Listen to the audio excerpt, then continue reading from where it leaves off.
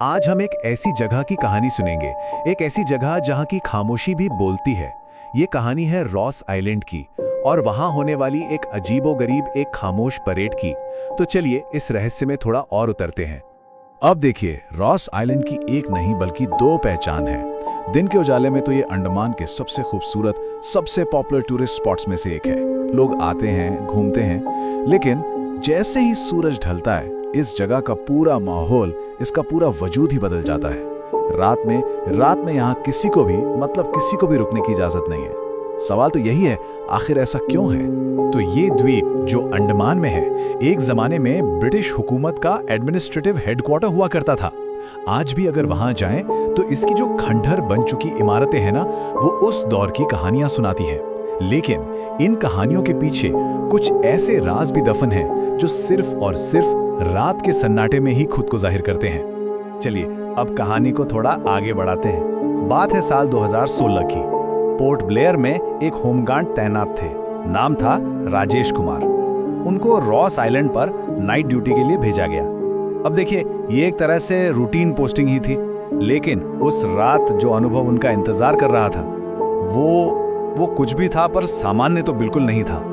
और ड्यूटी पे जाने से ठीक पहले राजेश के सीनियर ऑफिसर ने उन्हें एक बहुत ही अजीब सी, एक तरह की चेतावनी दी। उन्होंने बस इतना कहा, सुनो, वहां कुछ भी सुनो, कुछ भी देखो, बस जवाब मत देना। सोचिए जरा, ये शब्द सुनने में कितने सीधे लगते हैं, लेकिन कितने गहरे और कितने गंभीर थे, इसका अंदाजा राजेश को उस वक्त जरा भी नहीं था। और राजेश ने क्या किया? उन्होंने अपने सीनियर की इस बात को बस एक मजाक समझकर टाल दिया। अरे, उन्हें लगा कि शायद नए गार्ड्स को डराने के लिए ऐसी बातें होती होंगी, होता है ऐसा। तो वो तो बेफिक्र होकर अपनी ड्यूटी के लिए नाव पर सवार हो गए, इस बात से पूरी तरह बेखबर कि उस रात कौन सी चीज उनका सामना करने वाली थी। तो चलिए अब सीधे चलते हैं उस रात में और बात करते हैं उस अनसुनी परेड की। देखिए, रॉस आइलैंड पर रात का सन्नाटा मतलब ऐसा वैसा सन्नाटा नहीं होता, बहुत गहरा होता है। इतना गहरा कि सिर्फ दो आवाजें सुनाई देती हैं, एक समंदर की लहरों की और दूसरी पेड़ों के पत्तों से गुजरती हवा की सरसराहट। तो राजेश ने अपनी ड्यूटी शुरू की। 1 घंटा बीता, 2 घंटे बीते, सब कुछ एकदम शांत था, बिल्कुल वैसा ही जैसा होना चाहिए। और फिर घड़ी में समय हुआ रात का 1:10। ठीक इसी वक्त उस गहरे सन्नाटे को एक बहुत ही अजीब आवाज ने चीर दिया। वो आवाज थी भारी बूटों की। एक नहीं, कई सारे भारी बूटों की, जो एक साथ एक ही ताल में जमीन पर पड़ रहे थे। ठक ठक ठक, बिल्कुल बिल्कुल वैसी ही आवाज जैसे कोई पूरी की पूरी फौजी टुकड़ी परेड कर रही हो। लेकिन सवाल यह था कि इस वीरान सुनसान द्वीप पर आधी रात को परेड कौन कर सकता है? राजेश ने थोड़ी हिम्मत जुटाई और अपनी टॉर्च को उस दिशा में घुमाया जहां से ये आवाज आ रही थी। और उन्होंने जो देखा वो सच में चौंकाने वाला था। पुरानी अंग्रेजी बैरक के ठीक सामने कई धुंधली सी परछाइयां थीं, बिल्कुल फौजियों की तरह सीधी खड़ी, एक ही लय में मार्च करती हुई। लेकिन जो सबसे ज्यादा डराने वाली बात थी वो ये थी कि उनके पैर जमीन को छुए ही नहीं रहे थे। और अब कहानी उस पल पर आती है जब इतिहास की ये परछाइयां सिर्फ दिखी ही नहीं, बल्कि उन्होंने अपनी मौजूदगी का एहसास भी दिलाया। वो जो परेड चल रही थी वो अचानक रुक गई और उनमें से एक परछाई सीधी राजेश की तरफ घूम गई। और फिर उस खामोशी में एक साफ, एकदम रौबदार आवाज गूंजी, सोल्जर, रिपोर्ट करो।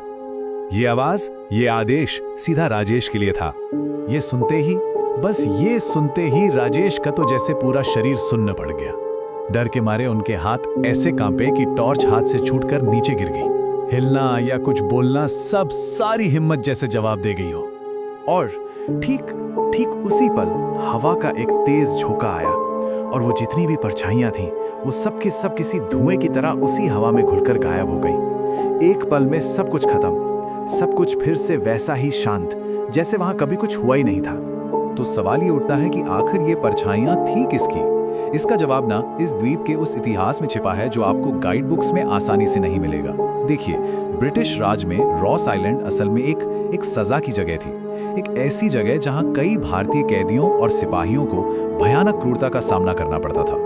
यहाँ अनगिनत लोगों ने अपनी जान गंवाई थी। कोई बीमारी से मर गया तो कोई भूख से, और न जाने कितने ही हिंसा और बेरहम मारपीट का शिकार हुए।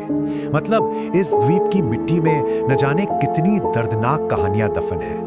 और बस यहीं से जन्म होता है उस स्थानीय कहानी का, उस किंवदंती का। वहां के लोगों का मानना है कि वो सिपाही वो कभी इस द्वीप को छोड़कर जा ही नहीं सके। उनकी आत्माएं आज भी वहीं फंसी हुई हैं और रात के अंधेरे में अपनी अधूरी ड्यूटी पूरी कर रही हैं। तो चलिए अब वापस राजेश की कहानी पर लौटते हैं। अगली सुबह जब वो किसी तरह जैसे तैसे बेस पर वापस पहुंचे तो उन्हें तेज बुखार था और वो एक गहरे सदमे में थे। जब राजेश ने अपने सीनियर को उस रात की पूरी घटना बताई ना, तो उनके चेहरे पर कोई हैरानी नहीं थी, जरा भी नहीं। उन्होंने बस एक शांत भाव से सिर हिलाया और कहा, तुम पहले नहीं हो जिसने ये देखा है, और तुम आखिरी भी नहीं होगे। रॉस आइलैंड पर देखिए, गार्ड्स तो बदलते रहते हैं, उनकी ड्यूटी की शिफ्ट्स भी बदलती हैं, लेकिन पीढ़ियों से एक अनकहा नियम है, एक रूल जो आज भी वहां जाने वाले हर गार्ड को सिखाया जाता है। और वो नियम है कि अगर रात में तुम्हें वो परेड की आवाज आए या वो परछाइयां दिखें तो कुछ भी हो जाए उन्हें सलाम मत करना। ऐसा मानते हैं कि उन्हें सलाम करने का मतलब है उनकी दुनिया को स्वीकार करना, उनकी परेड में शामिल हो जाना। तो आखिर ये है क्या? क्या ये उन सिपाहियों की देशभक्ति है जो मौत के बाद भी अपनी ड्यूटी निभा रहे हैं, या फिर ये एक ऐसी सजा है जिससे उनकी आत्माओं को कभी मुक्ति ही नहीं मिल सकती? इसका जवाब शायद रॉस आइलैंड के उसी रात के सन्नाटे में ही कहीं दफन है।